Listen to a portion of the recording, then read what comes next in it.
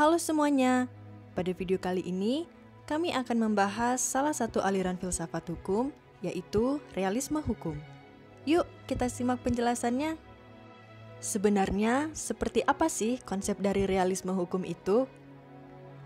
Realisme adalah suatu paham yang mengkaji pengetahuan secara empiris.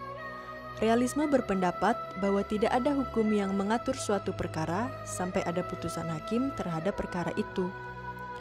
Pada aliran realisme hukum ini terdapat dua sub-aliran. Yang akan kita bahas yaitu realisme Amerika. Apa pengertian realisme Amerika? Sumber hukum utama aliran ini adalah putusan hakim. Pendekatan ini tidak percaya pada bekerjanya hukum menurut ketentuan-ketentuan hukum di kertas. Semua yang dimaksudkan dengan hukum adalah putusan hakim. Siapa saja tokoh filsuf realisme Amerika? Terdapat 7 tokoh filsuf aliran realisme Amerika. Beberapa di antaranya adalah: yang pertama yaitu ada Charles Sanders Peirce. Menurut Peirce, pragmatisme menyangkal kemungkinan bagi manusia untuk mendapat suatu pengetahuan teoritis yang benar. Oleh karena itu, ide-ide perlu diselidiki dalam praktik hidup. Kebenaran merupakan hasil penyelidikan situasi secara empiris.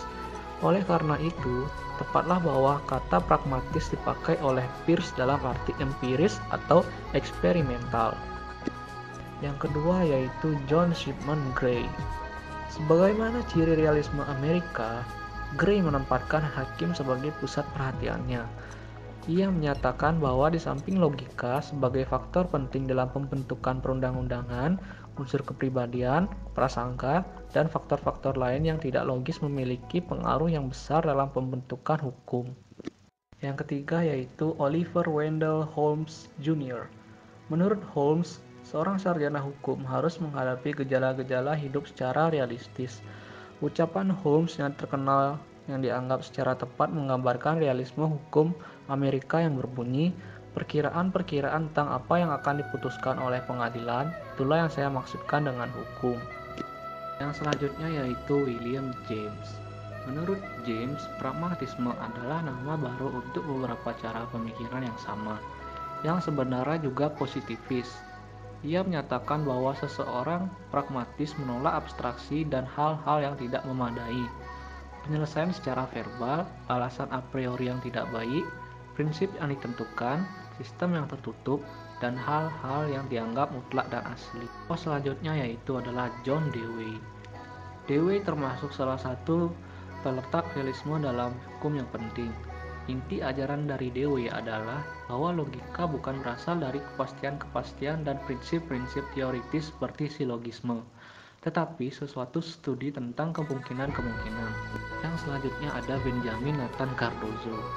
Cardozo beranggapan berbagai kekuatan sosial mempunyai pengaruh instrumental terhadap pembentukan hukum, misalnya logika, sejarah, adat istiadat, kegunaan, dan standar moralitas yang telah diakui.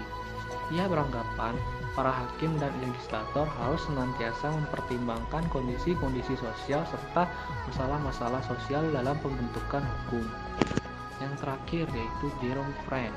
Kesimpulan dari pandangan Frank adalah hukum yang dicerminkan dari perilaku ahli hukum atau lawyer yang bekerja di pengadilan, terutama pengadilan tingkat bawah dan yang lebih tinggi.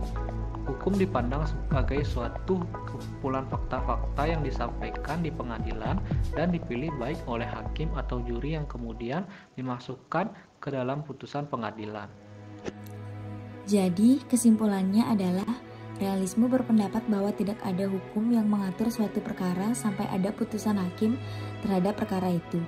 Apa yang dianggap sebagai hukum dalam buku baru merupakan taksiran tentang bagaimana hakim akan memutuskan. Sekian penjelasan pada video kali ini. Semoga bermanfaat ya. Terima kasih dan sampai jumpa.